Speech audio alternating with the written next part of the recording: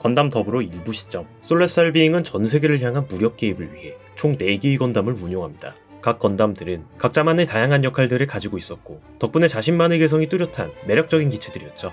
이번 영상에서는 건담 더불어 일부에 등장하는 건담들 중 변형을 통한 빠른 기동력을 자랑하며 이후 다른 진영 기체들에게까지 큰 영향을 준 건담 큐리오스에 관한 이야기를 해보려 합니다. 건담 큐리오스는 더불어 일부 시점에 등장하여 마이스터 중 한 명인 알렐루의 합티즘이 탑승하는 기체입니다. 비행 모드로의 변형을 통해 일부 시점의 3세대 건담 중 가장 빠른 기동력을 가지고 있고 이러한 특성으로 인해 대기권 내부에서의 전투에 특화된 건담이기도 하죠. 큐리오스 또한 다른 3세대 건담들과 마찬가지로 프로토타입인 2세대 건담이 존재하는데요. 최초의 건담인 5건담의 테스트가 성공적으로 종료된 이후 솔레스탈 비잉은 이오리아 슈엔베르그가 설계했던 4가지 건담을 2세대 프로토타입 건담으로 제작하려 합니다. 그중 큐리오스의 프로토타입이었던 건담 아블홀은 대기권 내에서의 비행과 모빌스로의 변형 시스템을 검증하기 위해 만들어진 건담이죠. 한눈에 봐도 알 수 있듯 아블홀은 여러모로 특이한 점을 많이 가진 기체입니다.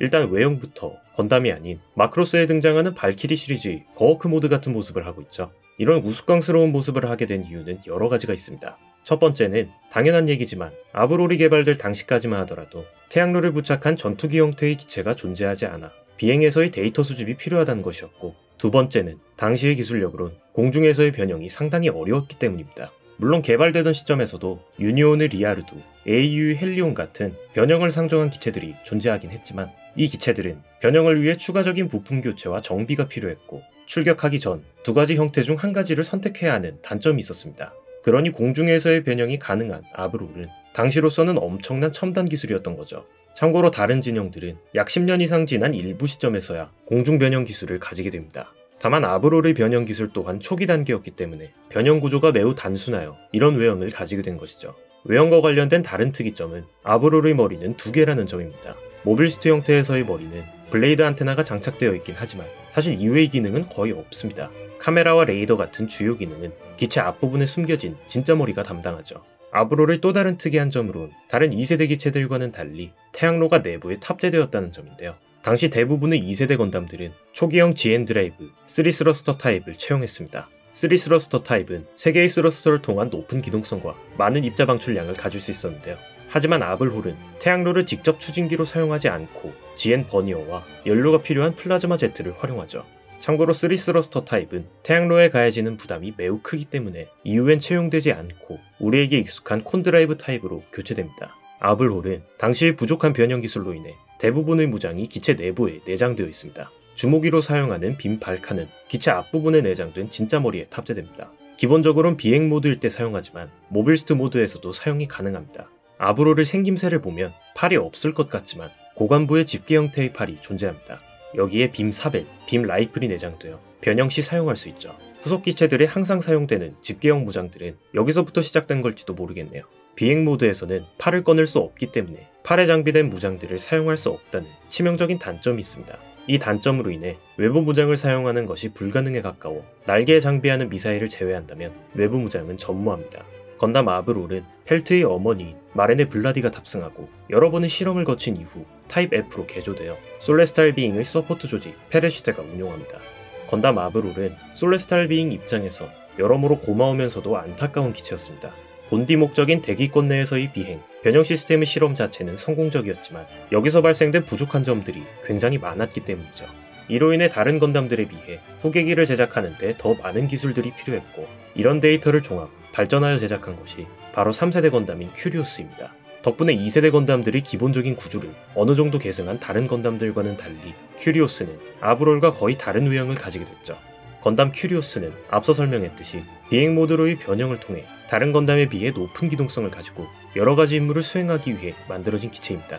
아블홀의 특징을 계승하여 태양로가 기체 내부에 수납되고 기존 사용하던 플라즈마 제트가 생략되며 GN 버니오로만 추진하는 방식으로 바뀌게 되었죠.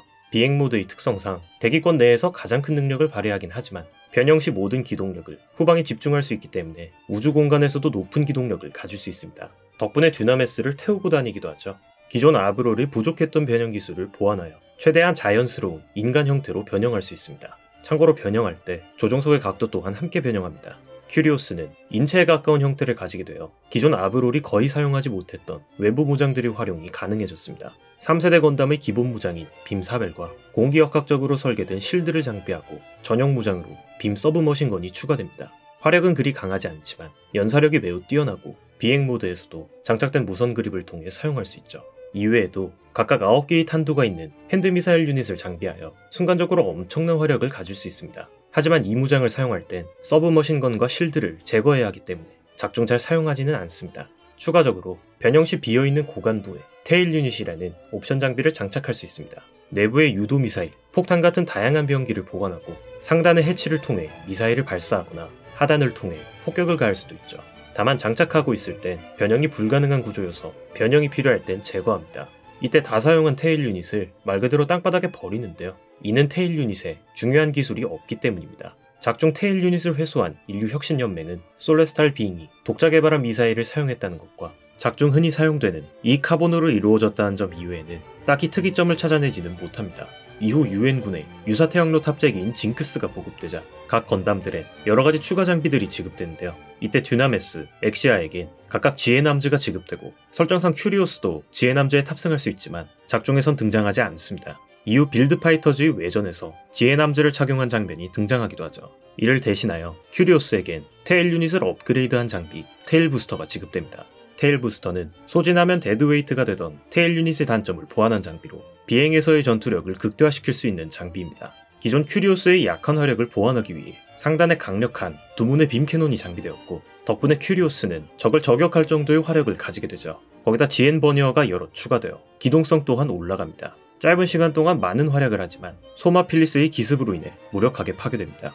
큐리오스의 가장 특이한 무장인 클로는 기존에 장비하던 실드가 변형하여 상대를 고정할 수 있는 집게를 형성하는 장비인데요. 이때 실드 내부에서 칼날이 전개되는데 이 무장이 상당히 끔찍한 장비입니다. 전개된 칼날은 강력한 고주파 진동을 발산하며 표적을 쉽게 관통하거나 절단할 수 있습니다. 이때 발생하는 고주파 진동은 매우 강력하여 주변의 인간을 녹여버릴 수 있을 정도죠. 파일럿인 알렐루야의 폭력적인 다른 인격 할렐루야는 인여견의 파일럿인 민중이의 티에렌에게 이 칼날을 굉장히 천천히 전개하는데요. 이때 민중이는 엄청난 공포를 느끼며 결국 관통당해 사망합니다. 아마 이 무장의 특성상 굉장히 고통스러운 죽음이었겠죠. 이후에도 클로를 징크스에 찔러 넣어 그대로 반토막 내는 것을 보았을 때 클로 또한 위력이 상당한 것으로 보이네요. 여담으로 이 장비는 당시 단계에선 공개해선 안 될 장비였다는 언급이 있습니다. 아마 다른 비밀병기들처럼 설계 단계에서부터 특수한 목적이 있었던 것 아닐까 싶네요.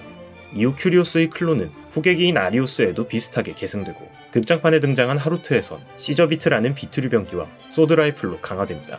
건담 더불어 외전에선 본편에선 사용하지 않는 여러 강화 장비들이 등장하는데요. 큐리오스 또한 외전에서 등장하는 또 다른 강화 장비가 있습니다.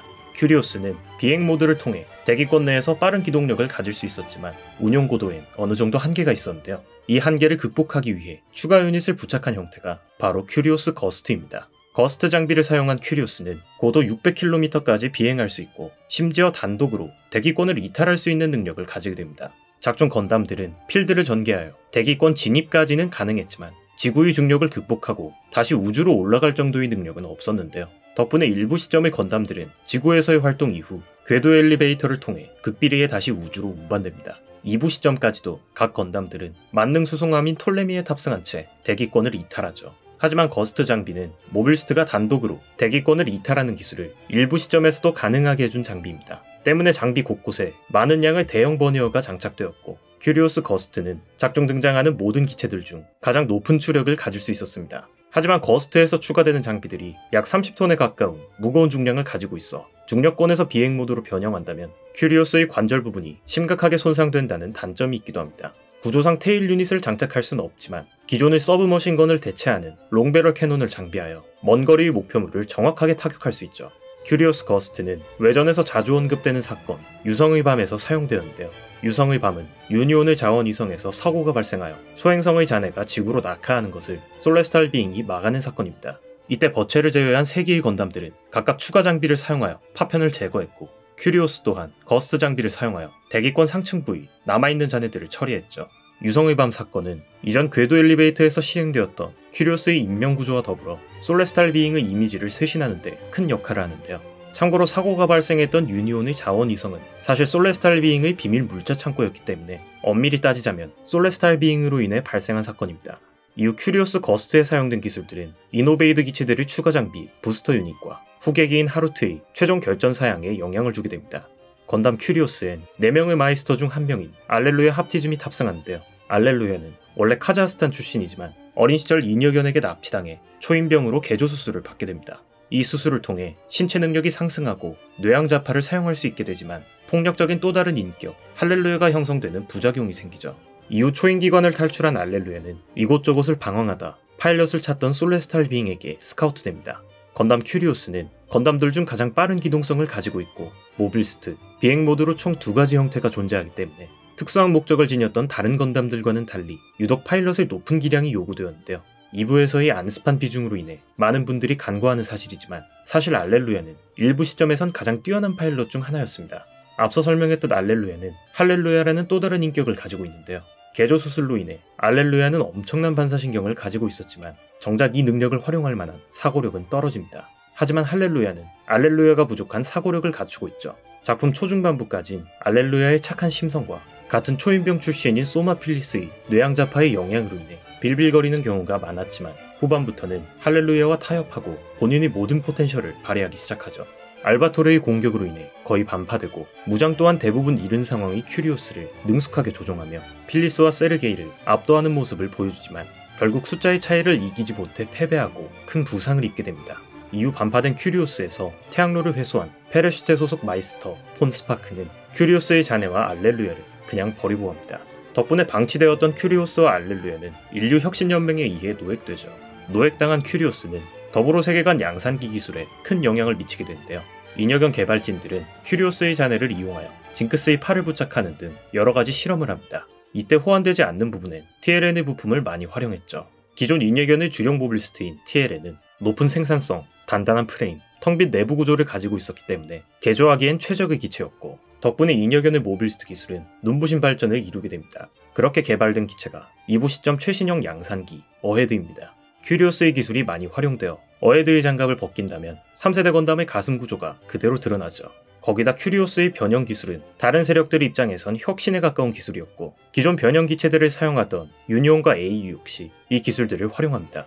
극장판 시점, 플래그를 베이스로 삼아 제작된 최신 양산기 브레이브는 큐리오스의 기술이 적극적으로 도입되어 변형 속도가 굉장히 빨라졌고 항속거리 또한 비약적으로 상승할 수 있었죠. 오늘의 영상은 여기까지입니다. 영상 좋아요와 채널 구독, 후원은 제게 큰 힘이 됩니다. 시청해주셔서 감사합니다.